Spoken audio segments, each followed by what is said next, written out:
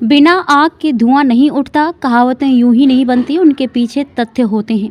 देश में एक बहुत पुरानी कहावत है, बिना आग के धुआं नहीं उठता। इस समय देश में कई ऐसी घटनाएं घटित हो रही हैं जिनमें कुछ तो साफ दिखाई देता है, लेकिन बहुत कुछ नहीं, सिर्फ धुआं ही दिखाई देता है। आइए पहली बात एनडीटीवी की करें। एनडीटीवी के मालिक राधिका रॉय और प्रणय रॉय ने एनडीटीवी को अपने खून पसीने से सींचा, बुलंदी पर ले गए चैनल को, क्योंकि एनडीटीवी एक विचारधारा लेकर आई थी जो निष्पक्ष, स्वतंत्र और निडर पत्रकारिता के लिए माइलस्टोन बन चुकी थी। उसके उत्थान में अनेक अच्छे निर्भीक पत्रकारों के समूह सामूहिक सहयोग ने देश में एनडीटीवी को अलग मुकाम हासिल किया था।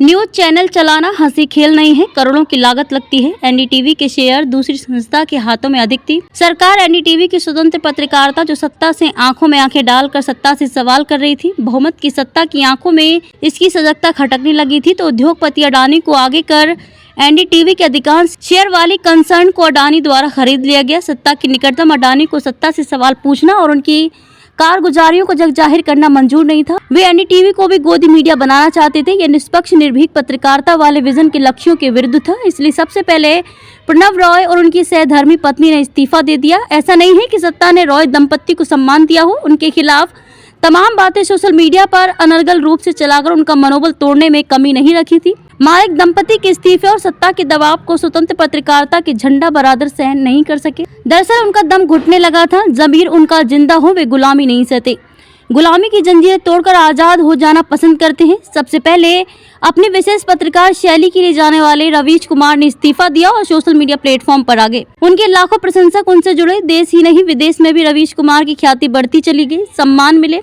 जमीर बेचकर सत्ता का चरण चुंबन जिन्हें अप्रिय लगा, ऐसे स्वाभिमानी पत्रकार जो एनडीटीवी में उच्च पदों पर विराजमान थे, लेकिन पिंजरे में बंद तोते की भांति गुलाम बनकर रहना उन्हें मंजूर नहीं था। गोदी मीडिया की सुविधा भोगी दलाल नहीं बनना चाहते थे। उन्होंने एक एक कर एनडीटीवी से त्यागपत्र दे दिया। ऐसे स्वाभिमानी पत्रकार भगवंत, सुपर्णा सिंह, कमलजीत सिंह बेदी, रोहित मिश्र, सारा जैकब, निधि राजदान, अजय शर्मा, अरविंद सहित एक दर्जन आजादी की अलग जगाकर लोकतंत्र की रक्षा के लिए, लोकतंत्र के चौथे स्तंभ को जीवित रखने हेतु वर्षों की सेवा दे चुके एनडीटीवी को अलविदा कहने में तनिक भी संकोच नहीं किया। मजेदार बात यह है कि अंत में निकलने वाले 3 स्वाभिमानी पत्रकारों ने नया चैनल द रेड माइक शुरू कर दिया।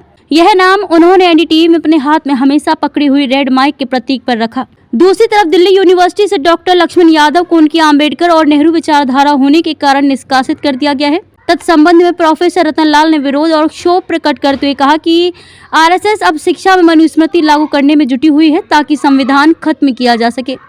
आरएसएस के लोग शिक्षक नियुक्त किए गए हैं। प्रोफेसर चैलेंज देते हैं, वाइस चांसलर, पीएमओ के अफसरों के फोन कॉल रिकॉर्ड की जांच हो तो सारा षड्यंत्र सामने आ जाएगा।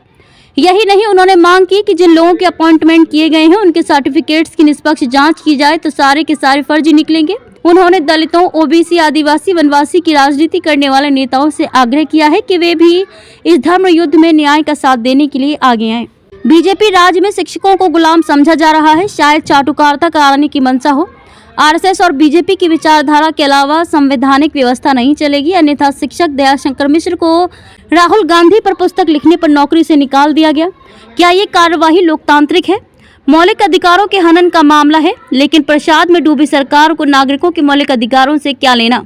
वह तो देश की 140 करोड़ जनता को अपना गुलाम समझती है। अब धीरे धीरे दलित, वंचित समाज, आदिवासी समुदाय जाग रहा है। वह राजनीति में अपना दाय लेने के लिए एकजुट और सशक्त होने लगा है। इसका प्रमाण 5 राज्यों में हुए चुनाव में आदिवासियों की पार्टी ने दमखम से चुनाव लड़ा और राजस्थान में 3, मध्य प्रदेश में 1 आदिवासी, भारत आदिवासी पार्टी के बैनर तले चुनाव जीतकर विधायक बन गए।